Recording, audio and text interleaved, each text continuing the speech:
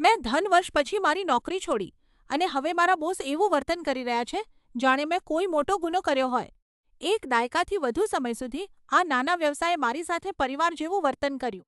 તેમણે તો મને તમામ ખર્ચ સાથેની રજાઓ પણ આપી હતી, પણ તેમાં એક પેચ હતો. તેઓએ મને ક્યારેય એટલી આઝાદી ન આપી કે હું ખરેખર ત્યાંથી જઈ શકું. જ્યારે પણ મેં આ વિશે વાત કરી, તેઓ મજાક કરતા કે મને સાંકળોથી બાંધી દેશે અથવા એવો દાવો કરતા કે મારા વગર કંપની પડી ભાંગશે. મને પગાર ઓછો મળતો હતો, હું વધુ લાયકાત ધરાવતી હતી અને હું બે વ્યક્તિઓ જેટલું કામ કરતી હતી. તેથી મેં છુપી રીતે મારી પસંદગીની નોકરી શોધી લીધી અને રાજીનામું આપ્યું. અને તેની પ્રતિક્રિયા?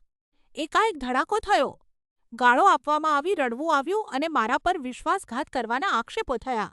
તેમણે મને તરત જ મારું ડેસ્ક ખાલી કરવા કહ્યું અને મારાથી બચવા માટે અલગ રૂમમાં બ્રેક લેવા લાગ્યા. તેમણે તો ઓફિસના કૂતરા સામે પણ પોતાનો ગુસ્સો કાઢવાનું શરૂ કર્યું, એટલું મોટેથી કે હું સાંભળી શકું. વાતાવરણ એટલું ઝેરી થઈ ગયું કે મને પેનિક એટેક્સ આવવા લાગ્યા અને નાકમાંથી લોહી નીકળવા લાગ્યું. અંતે મારા ડૉક્ટરે મને મારી તબિયત માટે ઘરે રહેવાની સલાહ આપી. હવે તેઓ એક કંપની ડૉક્ટરને હાયર કરવાનો પ્રયાસ કરી રહ્યા છે, જેથી સાબિત કરી શકાય કે હું ખોટું બોલી રહી છું.